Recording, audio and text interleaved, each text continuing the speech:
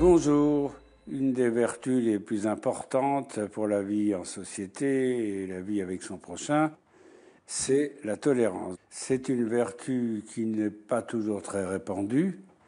Il y a même des mots très très méchants sur la tolérance. Je ne sais pas si vous connaissez ce mot de Paul Claudel qui disait « La tolérance, il y a des maisons pour cela ».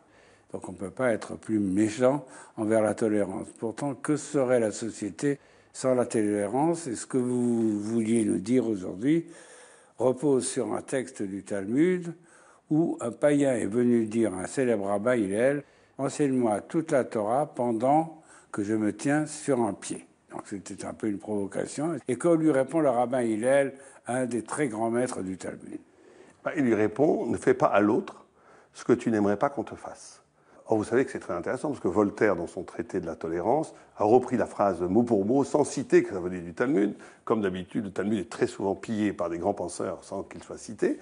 Alors justement, c'est très intéressant, parce que effectivement, cette phrase, tout le monde pose la question, pourquoi le négatif? Pourquoi ne pas avoir dit « aime ton prochain comme toi-même » un verset de la Torah, de la Bible, voilà l'essence de la Torah. Il utilise un négatif en disant « ne fais pas à ton prochain ce que tu n'aimerais pas qu'on te fasse ». C'est-à-dire qu'ici, on est dans la notion d'une limite, on ne part pas de l'absolu, on ne part pas même de l'amour, où l'amour peut être une passion qui englobe l'autre. C'est à partir de ses propres limites, de ses propres faiblesses, de sa propre fragilité, de la prise de conscience de l'humanité qu'on peut accepter l'autre. Et à partir de cette conscience de l'humanité, de cette modestie, on peut arriver à se diriger vers l'absolu. Ce qui est très intéressant ici, c'est qu'il y a comme un jeu de miroir, de reflet, entre chaque homme et son prochain. Quand tu réfléchis à ce que tu vas faire à autrui, mets-toi à la place d'autrui, parce que c'est ça que ça veut dire. Ne fais pas autrui ce que tu voudrais point qu'on te fisse, c'est-à-dire mets-toi à la place d'autrui dans tout ce que tu fais et réfléchis. Est-ce que tu aimerais qu'on te dise ça ou qu'on te fasse cela? Tout à fait. La fraternité et l'amour de l'autre passent avant tout par l'estime de soi et par la conscience de soi. Oui, c'est extraordinaire d'ailleurs, parce qu'on dit quelquefois le moi est haïssable, n'est-ce pas? Je crois que c'est Pascal qui a dit ça. Mais ici, on nous dit, tu ne peux avoir un rapport digne avec autrui que si tu commences par refléter sur toi-même ce que tu veux lui dire ou lui faire. Tout à fait. Parce qu'on a, si on prend les choses sérieusement, un problème logique. C'est que d'un côté, il y a la vérité. On n'est pas dans une pensée, on a une pensée biblique, judaïque, de la révélation, de la divinité. Et donc il y a une vérité. Tolérer un mensonge, qu'est-ce que ça voudrait dire? Tolérer une apostasie, ça voudrait dire quoi? Donc il y a des limites à la tolérance. Oui, vous savez qu'une fois, il y a un hérétique qui est venu voir un très grand rabbin, le rabbi de Cox, si je ne me trompe pas. Il lui dit, il voulait l'embêter, il lui dit, mais pourquoi Dieu a créé l'hérésie? À quoi ça sert? Il lui dit, mais l'hérésie, c'est essentiel. S'il n'y avait pas l'hérésie, on ne pourrait pas réfléchir. D'un autre côté, il y a le but de la création, où le but de la création, le monde n'a pas été créé pour rien, il va vers quelque part, il ne va pas vers nulle part. Et donc, il y a ce qu'on appelle le din. Ça veut dire la rigueur, la notion de justice, de vérité. Il y a une sorte de contradiction. Comment est-ce qu'on peut penser au même moment la notion d'amour, où chacun a sa place, et la notion de vérité et de rigueur et de justice? Oui. Et comme d'habitude, la Kabbalah nous dit qu'il y a un troisième terme qui s'appelle rachamim, tiferet, qui est la notion de compassion. Et ça veut dire de donner du temps à l'autre. Vous savez que rechem a pour racine étymologique le matriciel, la matrice de la maman. L'utérus. C'est ça le problème posé. Pourquoi est-ce que le mot miséricorde, compassion, pitié, c'est le même mot que le mot utérus? Parce que aimer quelqu'un, c'est donner du futur à quelqu'un.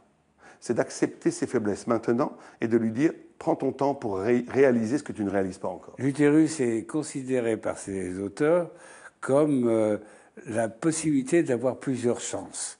Exactement. Parce qu'au fond, qu'une femme puisse donner naissance à plusieurs enfants, ça veut dire que un enfant peut être raté. Vous avez la chance d'avoir un enfant qui ne le sera pas. Ouais. Donc l'utérus, qui est le même mot que le mot compassion ici, signifie la multiplicité des chances.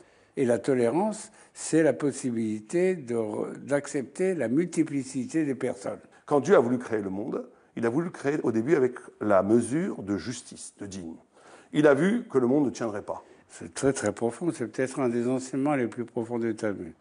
Un monde qui ne reposerait que sur la notion de justice, c'est-à-dire à chacun selon ses mérites, ce monde ne pourrait pas subsister. Il n'y aurait pas ni l'hôpital, ni la sécurité sociale, ni tout ce qu'on a fait dans la vie pour réparer les injustices de l'existence. Donc ça, c'est l'idéal. L'idéal, c'est la justice. J'ai travaillé 2 heures, je suis payé 2 heures, etc. Oui, mais les sociétés ont inventé l'indemnisation du chômage et la sécurité sociale et tout ça. Donc ça veut dire que les sociétés ont compris qu'un monde qui n'existerait que par la justice ne pourrait pas continuer d'exister. Oui, elles l'ont compris parce que c'est dans l'être même. Dieu a créé le monde en disant si on ne crée un monde qu'avec la justice, il va s'écrouler, il n'aura pas de futur. Donc il a Shitef Imorachamim, il a mis à côté, il a associé la notion d'amour pour donner un futur au monde. Or, quand on lit le Midrash, qu'est-ce qui est plus originel? La justice ou l'amour? On a l'impression que c'est la justice, puisqu'elle était en premier. Ce qu'il faut comprendre par justice, c'est la loi. La loi. C'est l'idée que le monde repose sur une loi. Même la loi de la pesanteur, c'est un acte de justice. D'accord ? Oui, ou du donnant-donnant. Ça veut dire, c'est exactement comme ça, que pi soit 3,14, eh bien, c'est un acte de justice, et parce que s'il ne restait pas toujours 3,14, ça serait j'allais dire, la quadrature du cercle. Exactement. Le monde repose sur des lois, aussi bien physiques que morales, qui ne bougent pas, qui ne doivent pas bouger. Parce que si la loi bougeait, si la loi de la pesanteur n'était pas la même en avril qu'au mois de mars, tout s'effondre. Tout à fait. Pourquoi Dieu voulait créer le monde à partir de la justice? Pas juste pour punir les gens, c'est pour donner du mérite aux gens. Le père avec son enfant, quand il fait un acte de justice, il ne le fait pas pour le détruire, il le fait pour l'élever, pour l'aider, pour l'aimer. Donc le fond de la justice, c'est de l'amour. Mais ça, ce n'est pas évident, c'est dans l'intimité de Dieu. Oui, puisqu'apparemment, c'est contradictoire. Oui, mais ça ne l'est pas. Pourquoi il y a justice dans le monde? C'est pour ne pas donner le même mérite à Hitler, Imarchemo, qu'à Moïse. Sinon, si tout est amour, l'amour n'a pas de limite. On pourrait aimer de même façon tous les... Et donc ça devient absurde. Mais le fond de la justice, c'est l'amour. C'est un peu le contentieux qu'a le judaïsme avec le christianisme. Tout à fait. Parce que le christianisme a fondé toute la spiritualité sur l'amour, alors que le judaïsme est un mélange de justice et d'amour. Cet équilibre avec la justice est essentiel. Et donc c'est là où on arrive au fond de la tolérance. C'est là où il y a le nœud métaphysique, si vous préférez, de la tolérance, c'est qu'il y a exigence, il y a vérité, il y a attente de l'autre qu'il se conforme à la vérité, au bien et à l'éthique, mais c'est pour son bien aussi, donc on ne peut pas le détruire. Un des aspects de la tolérance, c'est la capacité de donner de nouvelles chances. Oui. C'est un peu, on a parlé de l'utérus. L'utérus, il y a une chance de naissance et il y en a d'autres. Donc, quand la tolérance et la compassion sont deux notions très proches, c'est pour nous dire, mais c'est le sens d'ailleurs de l'amnistie, par exemple, de la réhabilitation devant les tribunaux lorsque quelqu'un a été condamné, donner une seconde chance. C'est extrêmement important, très important comme idée. Vous savez, mais quand on étudie les textes, le Talmud articule les enjeux de la tolérance autour de 3 thèmes qui sont l'identité, qui sont l'absolu et la vérité. C'est-à-dire que l'identité, vous connaissez que tous les grands fascistes, les nazis, l'appartenance à la terre, le peuple, que ce soit Carl Schmitt, Rosenberg, Drummond, Barès, tous, ils ont opposé face à la tolérance la notion d'identité très très fortement ancrée, aussi bien de la terre... C'est-à-dire le nationalisme. Un nationalisme pur et dur est nécessairement intolérant. C'est les gens du pays. On est français, c'est nous qui avons la vérité. Vous savez, c'est Hannah Arendt qui a employé cette formule tout à fait extraordinaire, je trouve, qui parlait d'un tribalisme nationaliste. Ça veut dire une sorte de nationalisme qui n'est pas juste une notion de la nation, c'est le retour à la tribu païenne. Ça veut dire que tout ce qui n'est pas... qui ne pactise pas avec le sang. C'est que la devise des nazis, c'était terre, sang, fidélité et honneur. Ça veut dire que la notion même de l'identité est plus forte que la notion de vérité. La notion même d'identité est plus forte que toute relation de compassion. Or, le judaïsme inaugure un peuple qui naît dans le désert, qui naît justement au-delà de toute identité. Le judaïsme inaugure un peuple où chaque personne qui veut rentrer dans l'alliance peut se convertir. Ça veut dire qu'on a ici une rupture avec le biologique, une rupture avec l'appartenance identitaire de la terre et du peuple, pour ouvrir à une sorte... Alors ce qui est extraordinaire, c'est que ce n'est pas non plus un refus abstrait. Vous savez que tous les grands fascistes et tous les grands intolérants reprochent à la modernité, l'abstraction reproche à la Révolution française d'avoir coupé le peuple du terroir régional et l'avoir remplacé par des départements abstraits. Ce rapport identitaire, on peut peut-être le relier à un concept qui est très ancien, qui est celui de mère-patrie. C'est-à-dire que le nationalisme consiste à faire de la patrie, du terroir, à la fois le père et la mère. C'est un double nationalisme. C'est pour ça que peut exister le racisme. Si la France est à la fois ma mère et mon père, je ne peux pas la partager avec un immigré qui vient d'ailleurs.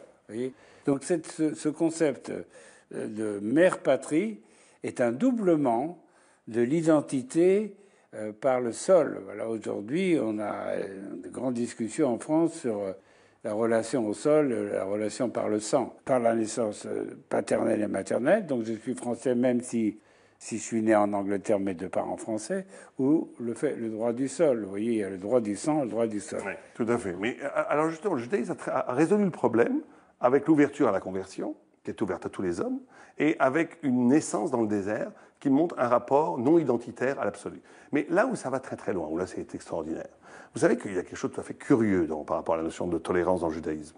C'est qu'on établit tout le temps ce triptyque très connu dans le judaïsme, vous savez, Neshama, par rapport à la pensée, l'âme, le deuxième niveau d'âme qui est au niveau du cœur, qui est l'émotion, la parole, et le troisième niveau d'âme qui est lié au foie, enfin dont le siège est le foie, d'après la Kabbalah, qui est le nefesh, qui est l'énergie spirituelle, qui est liée à l'acte. L'énergie vitale. L'énergie vitale. Or, vous avez trois catégories de mitzvot, c'est-à-dire d'injonctions divines, de commandements, qui correspondent à ces trois niveaux. Et vous avez trois catégories d'avérot, ça veut dire de commandements négatifs, qui correspondent à ces trois niveaux. Or, remarquez, on nous dit que le troisième niveau est le plus haut. Par exemple, vous avez mangé du cochon, c'est très grave, mais c'est moins grave que dire de la médisance, puisque le cochon, c'est au niveau le plus bas, c'est au niveau du corps, alors que dire de la médisance, c'est au niveau de la parole. Comme disait l'autre, ce qui sort de la bouche est plus grave que ce qui rentre dans la bouche. Exactement. Et de dire de la médisance, c'est encore moins grave que de penser mal, de penser hérétique qui est plus haut. Or, dans le corpus législatif judaïque, on ne punit pas, il n'existe pas de punition de liberté de la conscience. Rien n'est prévu dans la loi, ni dans la loi écrite, ni dans la Torah orale, pour punir quelqu'un qui penserait mal. Il n'y a pas la notion de politiquement correct dans le judaïsme. Non, et surtout, il n'y a pas de principe coercitif qui nous oblige à penser, ou qui nous oblige à parler. Par contre, oui, vous frappez quelqu'un, il faut payer, vous tuez quelqu'un, vous devez être puni, etc. Et c'est tout à fait curieux, puisque c'est illogique, puisqu'on nous dit dans la même phrase que le délit, le péché de parole ou le péché de pensée est supérieur au péché corporel. On aurait pu croire que dans ce cas-là, logiquement, on aurait dû avoir une sanction plus grave. Non, pourquoi? Vous voulez dire que le tribunal ne peut pas sanctionner quelqu'un parce qu'il pense mal. Tout à fait. D'où une extraordinaire liberté de penser dans le judaïsme, puisqu'on ne sanctionne pas la pensée, mais on peut sanctionner l'action ou la parole. Exactement. Et ça existe depuis 3000 ans. Ce n'est pas quelque chose qui est inventé par la modernité. Jamais dans l'histoire du judaïsme, on a sanctionné ou puni des délits d'opinion ou des délits de parole. Si je ne te punis pas, s'il n'y a pas d'acte coercitif, c'est parce que, et si je respecte ta liberté de conscience, c'est pas parce que je dis que c'est bien, c'est parce que je dis que c'est tellement grave que ça ne peut être qu'entre toi et Dieu.